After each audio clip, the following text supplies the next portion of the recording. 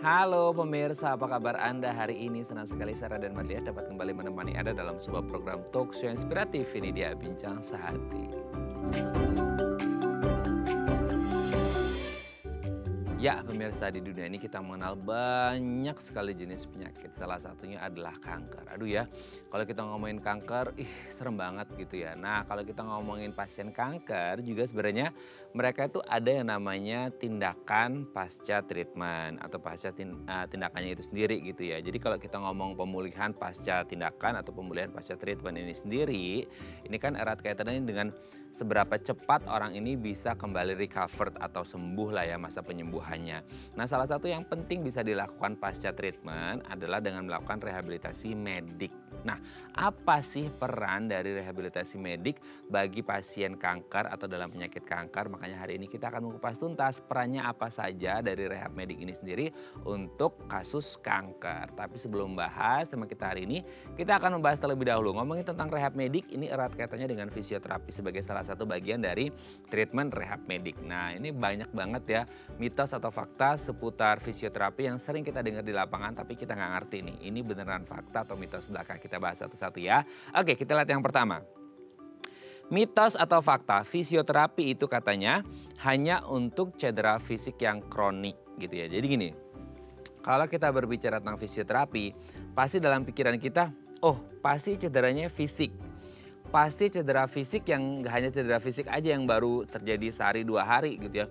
Bisa jadi ini sifatnya kronik, sudah bulanan atau sudah menahun. Karena apa? Karena kita selalu berpikiran fisioterapi, jadi kayak fisik gitu ya, terapi fisik. Sehingga kita selalu mengidentifikasi bahwa fisioterapi ini erat kaitannya dengan bagaimana cara seseorang bisa pulih, bisa sembuh dari cedera fisik yang mereka alami.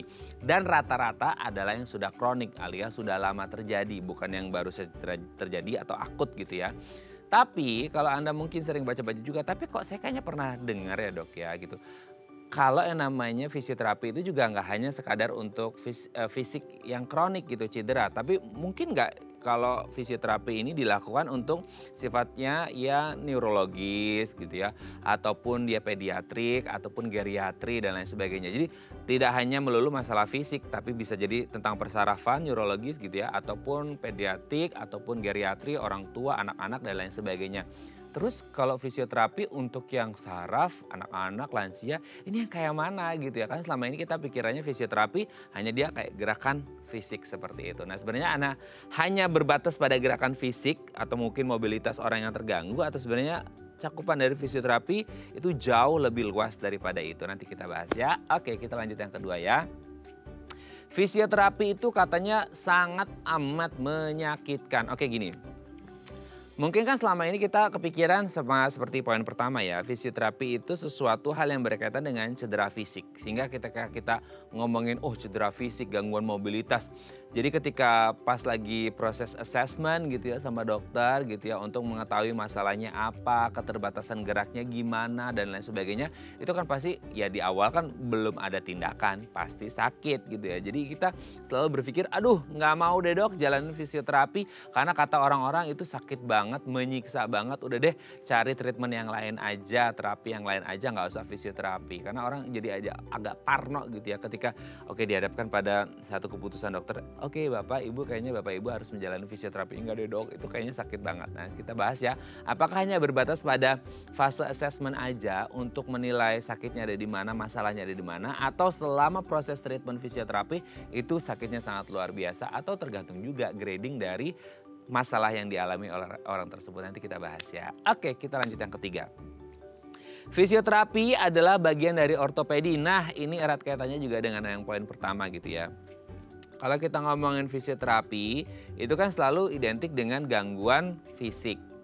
Biasanya gitu. Sehingga kita ngomonginnya oh gangguan fisik itu biasanya apa sih lebih spesifiknya.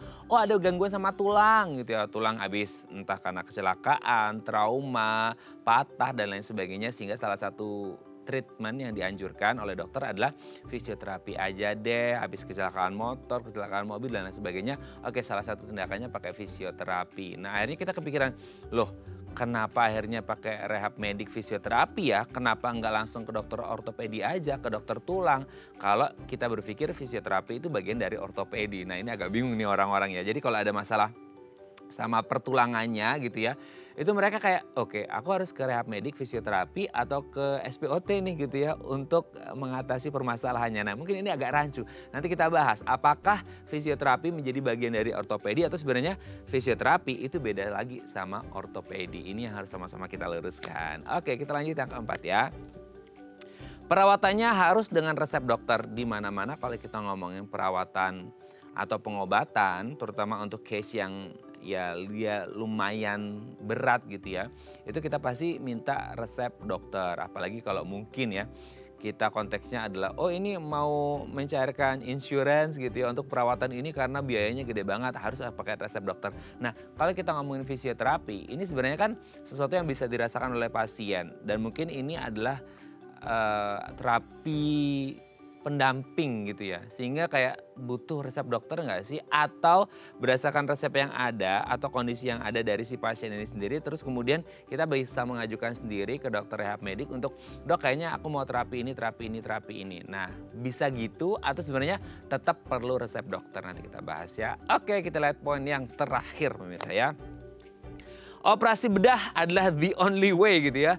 Jalan terakhir, paling terakhir atau bisa dibilang satu-satunya kalau kita ngomongin tentang fisioterapi. Tapi gini, kan kalau selama ini kita ngomongin fisioterapi adalah sesuatu yang sifatnya non-invasif ya, non-surgery gitu.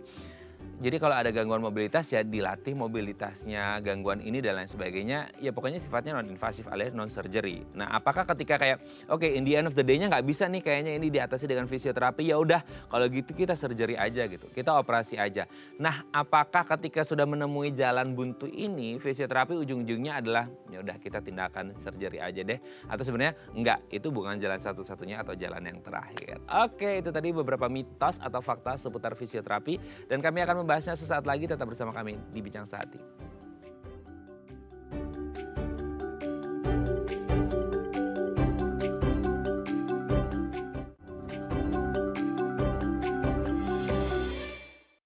Baik, karena masih bersama kami di Bincang Sehati. Tadi di segmen sebelumnya kita sudah membahas ada beberapa mitos atau fakta seputar fisioterapi. Nah untuk membahasnya ini beneran fakta atau cuma isapan jempol alias mitos belaka telah hadir bersama kami di studio Bincang Sehati.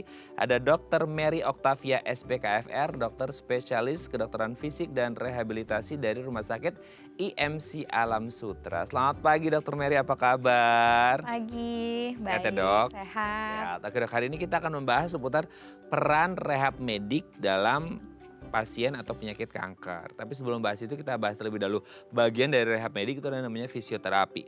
Dan kayaknya banyak orang yang salah kaprah seputar fisioterapi. Nah kita rangkum dalam 5 mitos fakta. Kita bahas yang pertama ya dok ya. Fisioterapi itu katanya hanya untuk cedera fisik yang kronik, yang udah lama menahun nggak sembuh-sembuh cedera fisiknya, ya udah kita solusi terakhirnya adalah pakai fisioterapi. Nah sebenarnya kalau fisioterapi itu hanya berbatas pada cedera fisik dan kronik atau sebenarnya cakupannya jauh lebih luas daripada itu? Oke, itu mitos. Oke, berarti nggak berbatas pada cedera fisik kronik ya? Betul, karena pada fase akut pun terapi fisioterapi itu sangat membantu. Ya misalnya ya terapi post trauma, post jatuh, kesleo, ankle. Itu kan pasti ada bengkak, edem. Nah malah fisioterapi membantu dalam hal itu. Kita ada terapi di fase akut, kita bisa memberikan terapi-terapi di fase akut yang saat edem. Dan kita bisa mengurangi edemnya dan nyerinya. Untuk cedera fisik, tidak juga sebatas itu. Jadi emang fisioterapi itu sangat luas. Kita juga membantu banyak-banyak kasus yang seperti sudah disebutkan tadi. Dari kasus geriatri, pediatri, kasus sport, kasus jantung. Semuanya kita bantu, memang semuanya punya fisiknya ya. Tapi tidak hanya aspek fisik, kita juga lihat sampai ke aspek psikososialnya. Oh gitu-gitu. Berarti selama ini kalau kita mungkin ya dok ya, karena mereka ngomongnya fisioterapi jadi ngomong fisik gitu ya. Karena penyebutan aja, tapi di luar penyebutannya dia mencakup banyak hal gitu ya. Betul. Tapi memang fisioterapi dia fokusnya ke fisik. Tapi kan memang departemen rehab medik itu punya berbagai macam tim, seperti tim terapi wicara, tim okupasi terapi. Jadi kalau terapi wicara ya fokusnya kepada fungsi bicara. Ada ortosis prostesis itu fokus kepada alat bantu khusus seperti kaki palsu. Jadi tidak hanya fisik, jadi rehab medik itu luas, tapi fisioterapi memang fokusnya untuk terapi fisik. Nah itu dia, jadi nggak hanya ngomongin cedera fisik kronik, tapi juga lebih dari itu cakupannya, lebih luas gitu ya. Karena ada departemennya sendiri. Oke, kita lanjut yang kedua. Fisioterapi itu katanya, aduh dok sakit banget gitu ya. Mungkin ini orang ngomong sakit biasanya adalah orang yang gangguan mobilitas fisiknya. Sehingga kayak waktu fase assessment suruh gerakin gini, aduh gak sanggup dong, gak bisa. Akhirnya mereka nyerah gitu ya, nggak jadi fisioterapi gara-gara pandangan mereka tentang fisioterapi itu sangat menyakitkan. Apakah betul selalu seperti itu fisioterapi menyakitkan atau gimana? Mitos. Oke. Itu juga mitos. Karena memang tentunya di fase akut pasien pasti nyeri. Apalagi misalnya kasus patah tulang ya, fraktur tulang pasti nyeri. Namun memang terapi fisioterapi itu membantu mengurangi nyeri justru.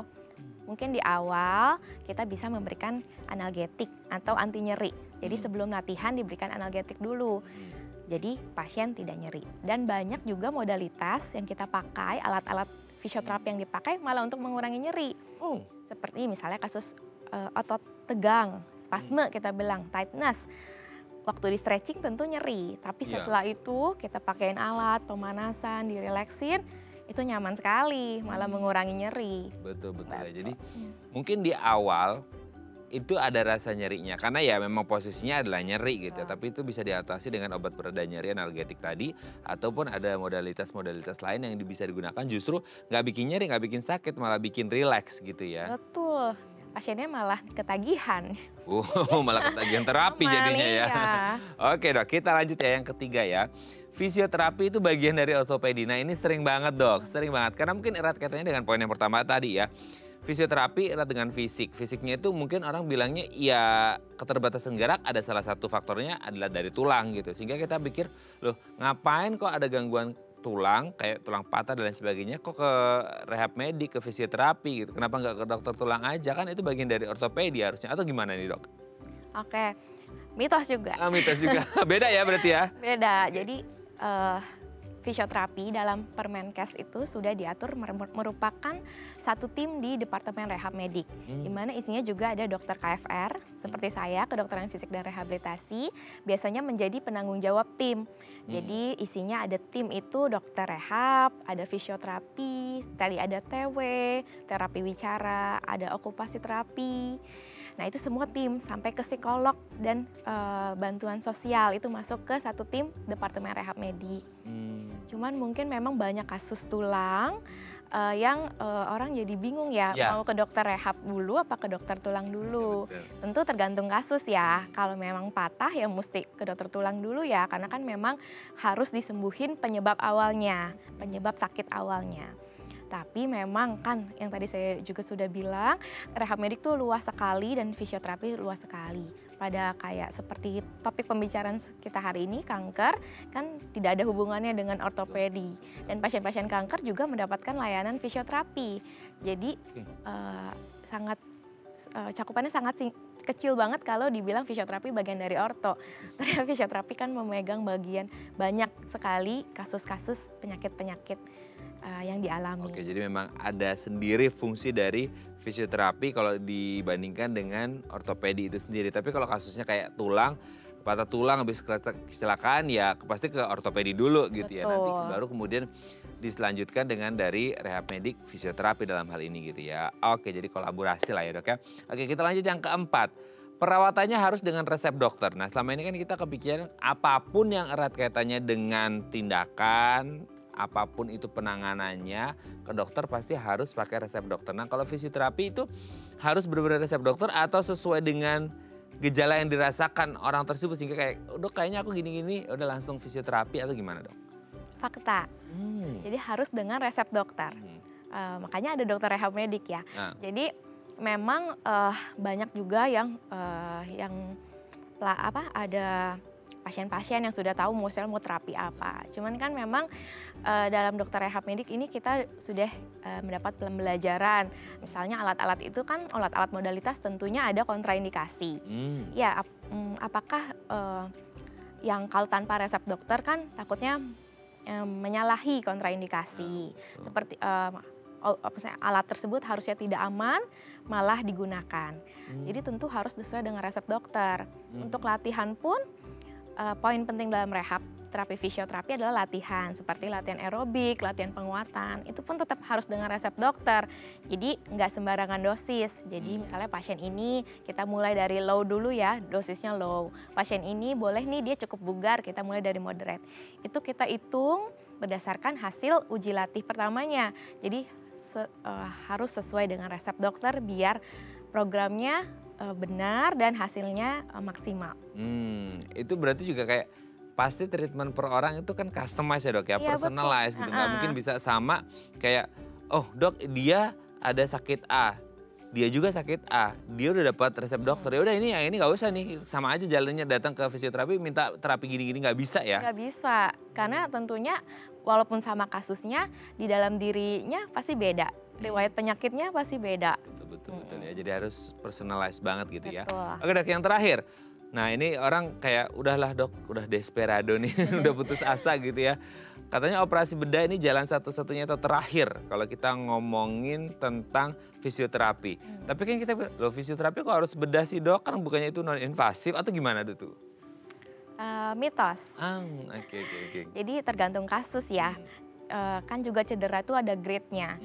Kalau grade 3 misalnya kayak ligamen putus, ligamen tear kita bilangnya putus, itu dia ada 3 grade. Kalau yang jawabannya 3 putus total ya mau tidak mau ya, ya harus disambung dan dokter ortopedi. Tapi kalau misalnya masih low grade, grade awal, hanya ketarik atau robeknya hanya ringan, itu kita bisa coba konvensional dulu. Terapi regenerasi yang diberikan oleh Departemen Rehab Medik, salah satunya fisioterapi. Kita bisa membantu proses healingnya tanpa operasi. Seperti itu, jadi tergantung grade, bukan satu-satunya jalan ya. Tergantung grade-nya apa, baru nanti tindakannya seperti apa. Jadi nggak dibilang bahwa oke ini jalan satu-satunya, jalan terakhir harus tindakan operasi atau bedah gitu ya. Kita lihat sikon, karena masing-masing pasien pasti akan berbeda gitu ya dok. Oke, terima kasih Dokter Mary sudah terjawab minta waktunya. Nanti kita lanjut lagi ngobrol tema kita hari ini di segmen selanjutnya ya dok ya. Oke pemirsa, kalau Anda punya pertanyaan seputar tema kita hari ini boleh tanya-tanya di 0212903244 atau DM Instagram kami di @bincang-tv. Kami akan segera kembali.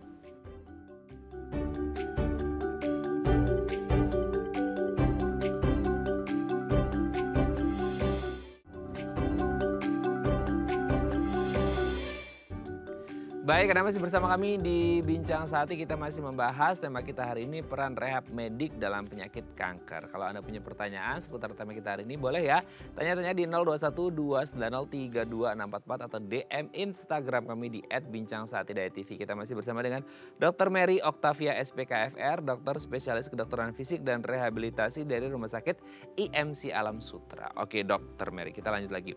Sebelum kita ngomongin rehab mediknya, kanker ini kan satu penyakit yang aduh serem banget lah ya. Ini mungkin top 3-nya penyakit yang paling mematikan di dunia gitu.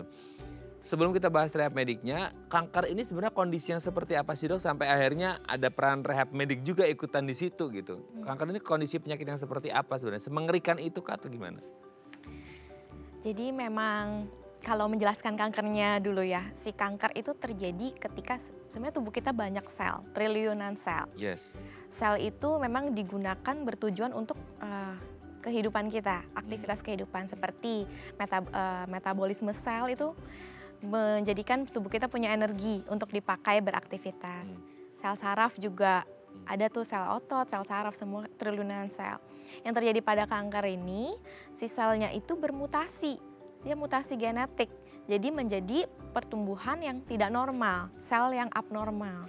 Jadi sel yang baik, dia mutasi genetik, berubah wujudnya jadi sel abnormal. Dan itu pertumbuhannya uncontrol atau tidak terkendali, sehingga wujudnya itu bisa sebentuk tumor ya. Jadi dia tumbuh tidak terkontrol sampai terbentuklah tumor yang bisa menyebar ke organ-organ tubuh. Tapi mutasinya itu biasanya kenapa ya dok ya? Karena faktor genetik atau nggak ada yang tahu gitu? Iya, faktor resikonya beberapa ya, ada beberapa faktor resiko. Salah satunya memang genetik, artinya keturunan. Jika memang di keluarganya ada riwayat kanker, kita harus lebih aware. Atau juga pajanan nih, rokok, alkohol, toksin-toksin yang racun ya. Seperti mungkin lingkungannya di pabrik yang banyak asap, asbes dan sebagainya.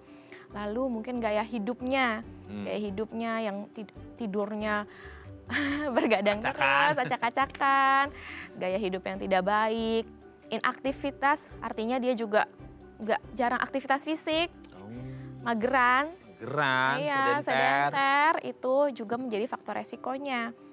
Terus infeksi virus juga bisa, seperti kayak kanker hati dari hepatitis, seperti itu. Banyak ya faktornya ya. Iya. Tapi sebenarnya ketika sel-sel ini bermutasi dan berubah jadi kanker dan tidak terkontrol, berarti tubuh kita ini sebenarnya apa? Menolak kah atau nggak bisa karena itu sel yang memang hidup di tubuh kita gitu? Sebenarnya tubuh kita tuh sudah diciptakan sangat pintar sama Tuhan Yang Maha Esa. Dia itu ada mekanisme untuk menghancurkan sel abnormal.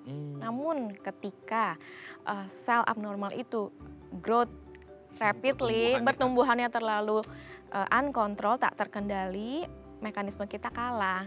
Jadi itulah kanker stadium lanjut ya.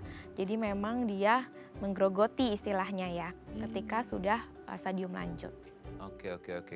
Nah sekarang kalau peran dari rehab medik gitu ya, untuk penyakit kanker. Ini kan kalau kita pikir kanker, rehab medik kan kita pikirnya kayak mau diapain sel kankernya gitu kan. Karena selama ini kita mungkin lebih ke kayak tadi kita mitos fakta bahas bahwasanya rehab medik ini berkaitan dengan merehab fisik seseorang. Sementara sel kanker kan di dalam tubuh. Selama ini kayak mungkin banyak tersebar di darah dok gitu. Lah kenapa harus rehab medik kalau urusannya dengan darah gitu? Ya memang kalau pasien kanker itu harus ditangani multidisiplin. Iya. Ada spesialis onkologi untuk menghancurkan sel kankernya, tapi rehab medik itu harus masuk ke dalam penanganannya. Itu dimulai dari fase awal, artinya saat pasien sudah baru terdiagnosa. Baru terdiagnosa kita bilangnya preventive rehabilitation, artinya belum ada gangguan fungsi.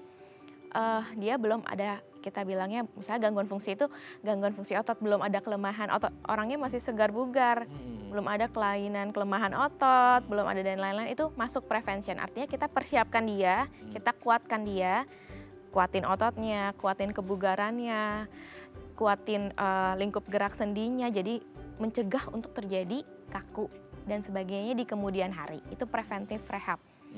Tapi gimana kalau dia sudah ada gangguan fungsi, seperti sudah terjadi kelemahan otot mungkin di fase awal kita maksimalin fungsinya. Jadi kelemahan otot misalnya ototnya hanya kekuatannya 2, kita bisa naikin ke kekuatan 3. Tapi kalau misalnya sudah semakin growing, kansernya sudah stadium lanjut, itu kita bisa bantu dengan alat bantu. Jadi ambulasinya jalannya dengan walker, atau dengan kalau sampai sudah kelemahan sekali pakai wheelchair. Tapi dia tetap bisa ambulasi, jadi jangan terbaring saja. Dan kalau fase lanjut kita bilangnya rehab paliatif, artinya memang kasus yang terminal, tidak dapat disembuhkan lagi. Itu kita berikan support psikososial, dan kita berikan kenyamanan sampai dia, kita bilangnya die in dignity, mati dengan bermartabat. Kita kurangi simptomnya, iya betul, kita kurangi nyerinya, kita berikan kenyamanan, apa yang dia mau, their wish, kita udah mulai harus penuhi di masa-masa akhir kehidupannya. Oke. Tapi kalau kita ngomongin rehab medik ini sendiri gitu ya, dan hubungannya dengan penyakit kanker nih dok. Kan selama ini kita melihat penyakit kanker ini tidak berbatas usia ya. Dalam artian anak-anak bisa, remaja bisa, dewasa bisa, lansia pun bisa gitu. Nah kalau kita ngomongin rehab medik, ini hanya berbatas pada range usia tertentu kah untuk orang-orang dengan penyakit kanker ini sendiri? Atau bisa jadi di semua range usia pasien kanker rehab medik bisa masuk atau gimana? Betul, memang biasanya kan kita taunya zaman dahulu bilang kanker tuh untuk orang tua aja. Ternyata sekarang makin ke sini trennya berbeda, usia 30, 40 kadang sudah ditemukan. Juga banyak kasus kanker pada anak. ya kanker pada anak paling banyak leukemia. Rehab medik bisa untuk berbagai usia. Jadi memang kita bantu mereka karena pasien yang terkena kanker biasanya drop ya, pasti drop sekali. Jadi males ngapa-ngapain, apalagi kalau tak teredukasi, artinya support keluarga juga tidak ada, kurang pengetahuan kalau masih pentingnya dia berfungsi, artinya dia masih harus menjalani kehidupannya. Biasanya banyak pasien kanker yang terkucilkan dan terbiarkan. Jadi semua usia harus ada rehab mediknya. Kita bantu kurangi nyerinya, kita juga punya alat-alat. Juga pasien yang gangguan ambulasi kita bisa bantu supaya setidaknya dia masih bisa merasa pede dengan dirinya. Artinya dia masih bisa kerjain at least makan sendiri atau ke toilet sendiri. Jadi masih merasakan diri dia sendiri. Betul. Oke. Tapi sebenarnya ada nggak dok beda nih ya antara treatment rehab medik pada anak-anak atau orang dewasa atau lansia? Karena kan kita gini, orang yang masuk rentan gangguan kesehatan itu kan anak-anak dan lansia. Anak-anak belum terbentuk imunnya, lansia udah berkurang seperti itu. Ada nggak mungkin dengan satu case yang sama, satu penyakit kanker yang sama, itu bisa jadi beda nih treatment antara rehab medik untuk anak-anak dan untuk lansia atau mungkin orang dewasa gitu? Tentunya beda, pendekatannya juga beda ya. Mungkin di anak-anak itu kanker yang paling banyak leukemia ya. Jadi memang pendekatan juga cara pendekatannya berbeda. Itu kita bisa support, sebenarnya kita harus nilai dulu ya kemampuannya, nilai basic. Sama sih seperti pasien lain dewasa dan geriatri. Tentunya kita lihat modal awalnya, fungsi apa yang masih ada di dia. Seperti menelannya masih baik apa tidak, jalannya masih baik apa tidak, seperti itu. Cuman mungkin pendekatannya berbeda untuk per pasien. Ya karena kalau misalnya benar seperti yang dikatakan tadi, untuk anak dan geriatri kita harus lihat imunnya ya. Imunnya belum terbentuk, jadi mungkin lebih drop lagi dari penyakit kanker ini karena menurunkan imun ya. Lebih cepat infeksi juga untuk anak dan geriatri, maksudnya kan dengan imun yang rendah lebih cepat masuk pneumonia, infeksi. Nah itu rehabnya beda. Kalau pneumonia kan kita tidak hanya fisik, berarti kalau udah ada gangguan pernafasan, gangguan pneumonia, kita bantu juga dengan chest therapy, breathing exercise, kita kuatkan lung compliance-nya, kita bisa bantu dengan latihan pernafasan. Jadi memang banyak ya kalau kita ngomongin apalagi di range anak-anak ataupun lansia gitu ya. Iya betul. Oke, nanti kita akan lanjut lagi di segmen selanjutnya ngomongin apa-apa yang harus dilakukan. Apakah sesuai dengan grade dari kankernya itu sendiri atau mungkin dari jenis kankernya, karena kanker banyak ya dok ya. Nah untuk rehab mediknya ini sendiri akan berbeda dari jenis kanker dan juga gradingnya, nanti kita bahas di segmen selanjutnya ya. Oke pemirsa, kalau Anda masih punya pertanyaan seputar tema kita hari ini, boleh tanya-tanya di 0212903244 atau DM Instagram kami di @bincangsaati.tv. Kami akan segera kembali.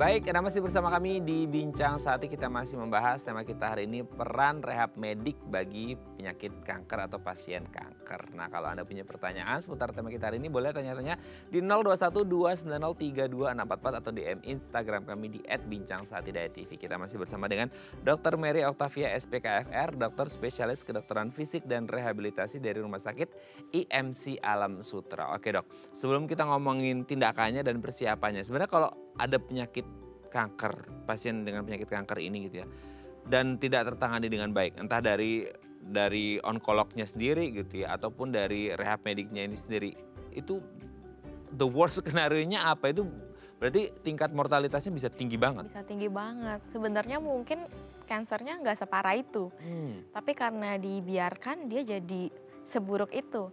Jadi pasien yang imobilisasi, artinya yang dibiarkan, apalagi yang depresi ya, dia sebenarnya bisa mampu berjalan tapi dia jadi sedenter, itu kemana-mana. Pertama ototnya, fungsi otot pasti jadi kecil semua ya, nggak pernah dipakai otot jadi habis, kecil. Terus nafas, mau apa-apa cepet capek, jadi kayak udah nggak biasa bergerak, mau jalan cepet capek. Nah naik-naik terus karena kita nggak pernah, sistem kardiovaskuler kita udah nggak bisa kompensasi. Sampai kulit bisa luka kalau dapat tekanan terus di kasur, kita bilangnya ulkus. Iya. Nah itu yang terbiarkan malah meninggalnya karena infeksi. Terlalu banyak reaknya kumpul, dahaknya kumpul, meninggalnya karena pneumonia. Atau meninggalnya karena infeksi dari kulit tersebut, sepsis. Justru bukan dari kansernya ya? Ya, jadi banyak pasien yang tidak diedukasi dengan baik, tidak tertangani dengan baik. Nah, jadinya seperti itu ya. Oke, justru meninggalnya bukan karena kansernya, tapi karena faktor yang lain yang akhirnya terjadi imobilisasi tadi gitu ya. Tapi kalau kita, sekarang kita ngomongin rehab mediknya sendiri untuk penyakit kanker. Kalau tadi the worst scenario-nya bisa meninggal gara-gara di luar kansernya, berarti kita sekarang fokus ke kansernya supaya meminimalkan risiko-risikonya tadi gitu ya. Nah, untuk persiapan pasien kanker untuk rehab medik ini sendiri seperti apa? Apakah disesuaikan dengan jenis penyakit kankernya apa dulu nih, grade-nya berapa dulu, stadium berapa dulu atau gimana tuh, Dok? Setuju. Jadi memang kita harus tahu dulu pasiennya apa ini jenisnya. Terus di stadium berapa dia, itu kita harus tahu, dan pengobatan apa yang sedang jalan.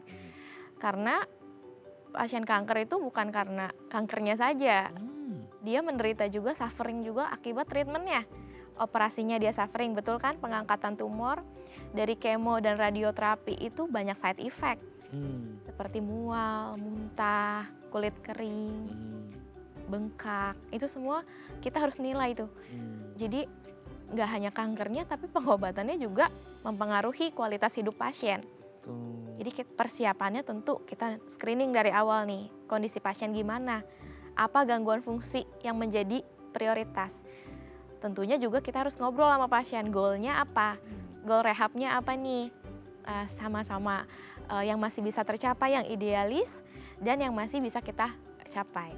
Setelah kita udah obrolkan, dokter rehab akan bikin program, ini yang cocok untuk pasien. Latihan, alat-alatnya, lalu psikoterapinya dan sebagainya. Lalu setelah itu baru deh pasien boleh melakukan rehab setelah mendapat resep dari dokter. Oke. Nah, sekarang kalau semisal ini kan di jalan tidak selalu mulus, Dok. Dalam artian pasien itu kan karena mungkin ketakutan, parno dan lain sebagainya gitu ya. Sehingga setelah perawatan dari kansernya itu sendiri mereka berpikir bahwa kayaknya aku nggak perlu rehab medik deh, Dok gitu. Maksudnya ketika bagaimana menyampaikan informasi itu ke pasien bahwa sebenarnya mereka butuh rehab medik gitu. Iya, jadi memang kalau pasiennya masih stadium awal ya, masih segar bugar itu denial ya? Denial, saya masih sehat. Cuman memang mungkin itu bisa, kan rehab medik nggak harus di rumah sakit terus juga ya. Jadi rehab medik juga bisa kita bikinkan kalau pasiennya masih segar bugar, home program. Oh, ada? Ada home program, jadi kita bisa resepkan latihan untuk pasien-pasien dengan low risk ya, risiko rendah. Boleh telekonsultasi ya, kita lihat atau datang per kontrol 1 bulan sekali. Jadi pasien ini kita bisa kasih latihan yang sesuai. Kenapa latihan penting ya? Karena biar tingkat kebugaran tubuhnya masih ada gitu. Artinya dia jadi tetap aktif.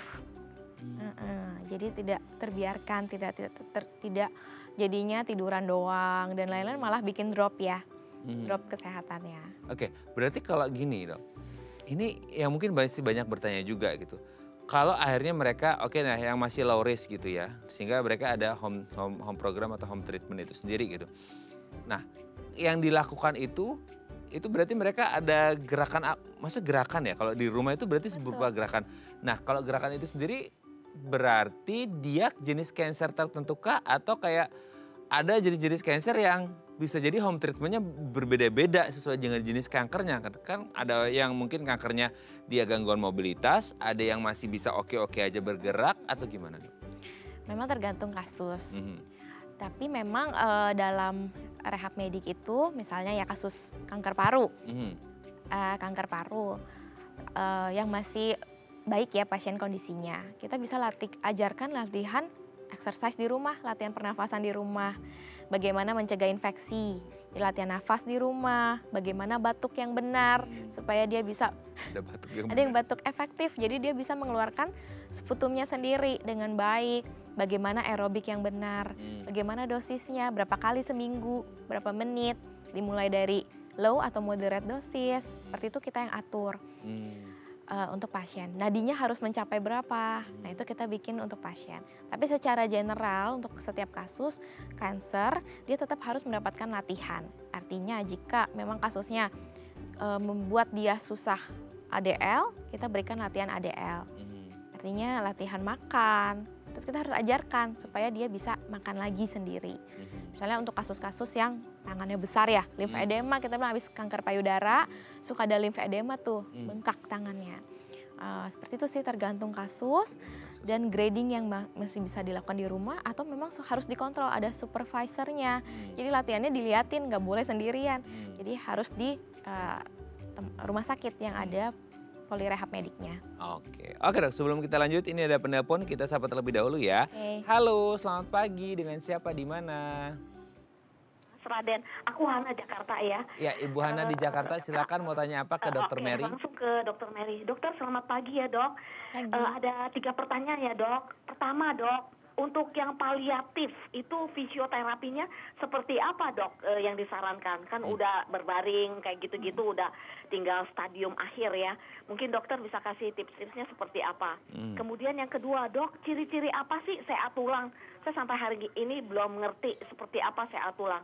Dan yang terakhir dokter, itu kalau ada spur yang ditumit, itu penanganannya gimana ya Dok? Apakah perlu dikerok, spurnya dihilangkan, atau tetap kita ngikutin fisioterapi seperti apa Dok? Mungkin 3 pertanyaan saya. Terima kasih dokter. Jelas Dok? Jelas ya Dok? Sudah jelas ya. Oke, terima kasih Bu Hana di Jakarta. Yang pertama, tadi juga aku sempat kepikiran Dok, kalau hubungannya dengan psikososial berarti ya angka, maksudnya kita memperbaiki kualitas hidupnya di akhir-akhir hidupnya. Nah aku tuh jadi kepikiran paliatif juga gitu. Nah kalau hubungannya dengan paliatif gimana untuk fisioterapi? Bisa juga fisioterapi untuk paliatif atau Bisa, bisa juga. Jadi paliatif emang udah di stage akhir ya, pasien-pasien yang sudah tidak dapat disembuhkan, terminal stage. Jadi rehab medik di sini fokusnya untuk yang tadi, menyiapkan pasien dan keluarga. Jangan cuma pasien ya, menyiapkan pasien dan keluarga. support sistemnya ya? Iya, meninggal dalam kondisi yang terbaiknya. Artinya pasien masih dalam kondisi nyaman. Nyerinya kita kurangi. Kita kontrol dengan medikamentosa, farmakoterapi. Kan kalau farmakoterapinya kanker bisa sampai opiat ya, bisa sampai morfin. Kita bantu kurangin nyerinya, kita bantu kasih alat modalitas yang kita punya untuk mengurangi nyeri dengan memberikan kenyamanan, kita massage. Ya, itu memberikan kenyamanan sekali. Kita tetap harus melatih gerak sendinya biar dia meninggal nggak kaku ya, kan kita mempersiapkan dia meninggal dalam kondisi terbaiknya. Artinya setiap hari ada program untuk gerak sendi tangan, kaki, supaya kalau nggak digerakin lama-lama tangan kita akan mengikuti postur terakhirnya. Misalnya kita begini terus, kan biasanya kalau sekali lihat ya pasien-pasien yang sudah kronik kakinya masuk, yang udah nggak bisa di stretching lagi, sudah tidak bisa dilatih lagi, itu karena sudah dibiarkan lama, dibentuk jaringan parut jadi kaku. Nah itu kita cegah tuh, tiap hari ada latihan. Terus ya jangan baring terus, kita latih naik duduk supaya pasiennya setidaknya kalau tangannya masih kuat, bisa ambil reach sesuatu, masih bisa dia merasa pede ya sama hidupnya. Jadi dia bukan manusia lain gitu, dia masih bisa melakukan aktivitas, main HP, baca buku, kita berikan itu. Sampai ke psikoterapi. Sampai kita punya tim psikolog juga, jadi yang bisa membantu mental health-nya juga ya. Jadi fase yang sudah kita harapkan acceptance, fase sudah menerima di akhir hidupnya gitu. Oke, jadi komplit itu ya. Betul. Perawatan kalau ngomongin fisioterapi, jadi nggak hanya ngomongin fisik tapi psikososialnya juga, sehingga bisa masuk ke dalam ranah paliatif. Seluas itu sih rehab medik ya, timnya kan ya ada berbagai macam. Oke, yang kedua tadi CE tulang ya. CE tulang. Itu berarti hubungannya ya tadi ya seperti kita bahas juga, ini ortopedi atau rehab medik, gimana tuh Dok? Tadi mungkin ditanya gejalanya juga ya, CE tulang itu memang biasanya pertama gejala umum itu ada benjolan ya. Kita bisa lihat kok paha kita ada benjolan. Terus di tangan kita ada benjolan nih. Muncul terus kalau biasa kanker tuh progresif, artinya tumbuhnya cepat ya, besarnya cepat. Kok ada nyeri di situ di benjolannya. Kok bentuknya aneh ya kaki saya. Kok sudah mulai nyeri, ganggu jalan. kok jadi lama-lama kaki saya sakit ya, itu tanda-tanda yang harus segera dicek ya. Udah ada benjolan pun kita worry, kita harus cek berkala tuh. Jadi preventif kita terhadap kanker kita harus cek berkala, cek mandiri. Ada nggak nih benjolan di badan kita? Seperti juga tulang. Umumnya tulang sih ada benjolan dan nyeri. Dan itu harus dilakukan pemeriksaan apakah ini jinak atau ganas. Nah itu dia, pokoknya kalau ada benjolan apapun di tubuh harus segera diperiksa. Harus worry, iya. Oke dok, yang terakhir tadi ada apa ya, di lutut? Spur ya, spur tumit. Tumit ya. Ini di luar konteks ya. Iya sebenarnya dok ya. Bapak Yuhana, spur di tumit. Jadi memang spur di tumit itu kalau kita bilang calcaneal spur ya, itu sangat nyeri sekali karena bayangin aja dia ada seperti tulang gitu di tumit kita. Jadi ketika kita jalan, kita napak dia neken terus kayak ditusuk-tusuk. Nah terapinya ya kita harus menghaluskan spur itu dengan banyak modalitas yang kita bisa pakai ya, seperti ESWT, tumbukan tuh. Shockwave kita bilang, kita beri tumbukan untuk menghaluskan si spur itu. Atau kita bisa bantu kenyamanan juga dengan bantu proses bengkaknya, healingnya, radang di dalamnya kita kurangin, kita kasih icing dan sebagainya untuk yang fase akut. Banyak terapinya Bu. Banyak terapinya ya, nanti kalau pengen tahu lebih lanjut bisa hubungi Dr. Mary ya. Terima kasih ya Bu Ana sudah menghubungi kami. Oke dok, nanti kita lanjut lagi ya di segmen terakhir ya dok ya. Oke pemirsa, kami akan kembali saat lagi, tetap bersama kami di Bincang Sehati.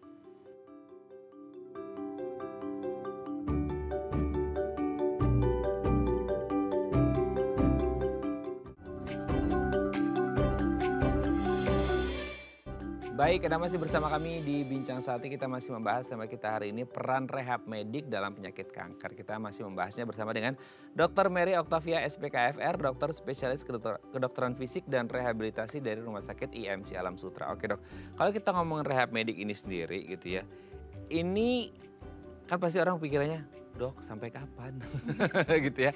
Semua orang pasti pengen cepat sembuh gitu ya, kecuali kalau konteksnya rehab medik untuk paliatif tadi gitu ya.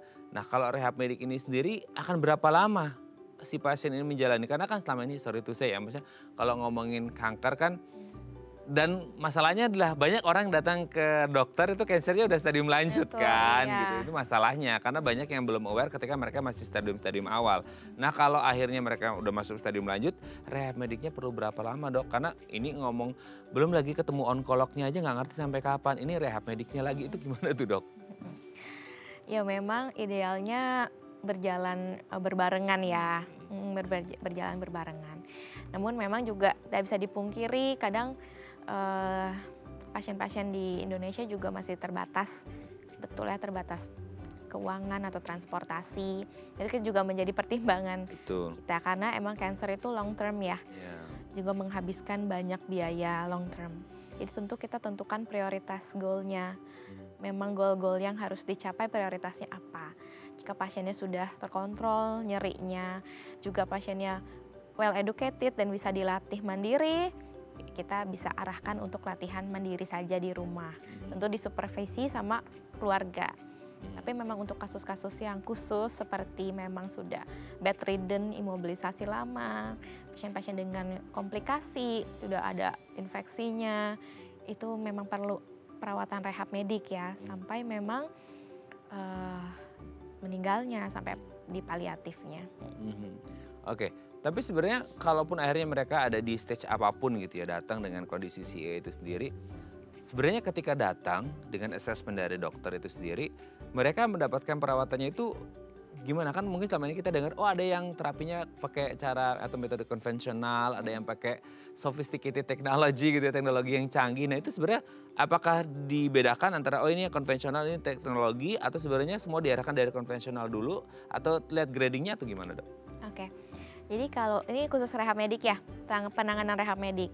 Jadi rehab medik sebenarnya goalnya itu buat ningkatin kualitas hidup pasien-pasien kanker. Manfaat rehab medik itu peningkatan kualitas hidup ujung-ujungnya. Jadi pengen dia mandiri, pengen pasiennya merasa memang masih dirinya ya, bukan udah sakit kanker bukan akhir lah ya.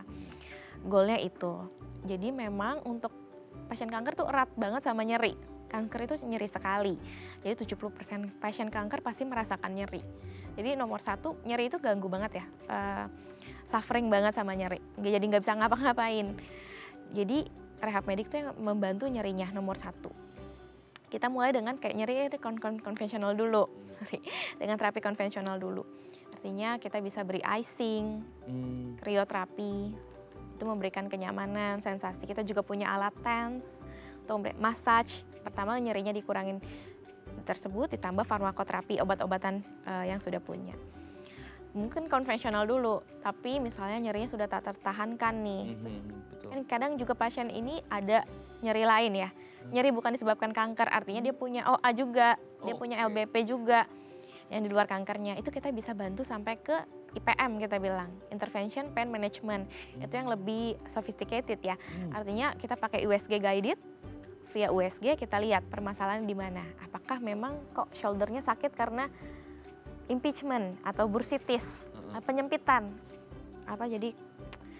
Penyempitan ya, jadi geraknya sakit, apa-apa sakit. Nah itu kita bantu tuh suntik bursitisnya. Sampai ke teknologi sekarang yaitu IPM. Atau misalnya nyerinya udah bizar nih, artinya nyerinya sakit sekali, nggak jelas kok kayak kesemutan. Disentuh aja nyeri, kena angin aja nyeri, itu kita bisa sampai blok saraf. Iya, blok saraf nyerinya. Jadi memang pasien bisa lebih beraktivitas kalau tanpa nyeri ya, atau nyerinya minimal. Oke. Jadi akan disesuaikan pasien ini dengan kondisi yang apa. Memang semuanya akan diarahkan ke konvensional dulu. Lihat dulu nih nanti efek atau dampak dari metode yang konvensional. Baru nanti kalau ya lihat sikon juga ya dok ya. Karena ya itu tadi semua pasien tuh pasti personalized, nggak akan bisa disamakan. Ya kita coba dulu dari konvensional. Kalau emang sudah ada hasil ya nggak perlu ke yang tahap yang lebih lanjut lagi. Itu harapannya. Karena bagaimanapun ujung-ujungnya dari Rehab Medik adalah meningkatkan kualitas hidup si pasien ini sendiri. Oke, terima kasih Dr. Mary. Hari ini kita belajar banyak. Semoga yang selama ini kepikiran Rehab Medik cuma fisik aja, ternyata cakupannya seluas itu ya. Bahkan sampai paliatif, ini keren banget. Terima kasih Dr. Mary. Sehat terus. Salam untuk keluarga di rumah dan teman-teman di Rumah Sakit IMC Alam Sutra. Selamat pagi. Terima kasih. Oke pemirsa, itu tadi perbincangan kita dengan Dr. Mary. Semoga bermanfaat ya. Dan jangan lupa untuk terus menyaksikan konten-konten inspiratif kami di platform The Eye Plus. Saya Raden Madlia Samit. Sampai jumpa dan selamat kembali beraktivitas di hari Selasa yang indah ini. Ingat jaga kesehatan Anda dan keluarga Anda tersayang. Sampai jumpa.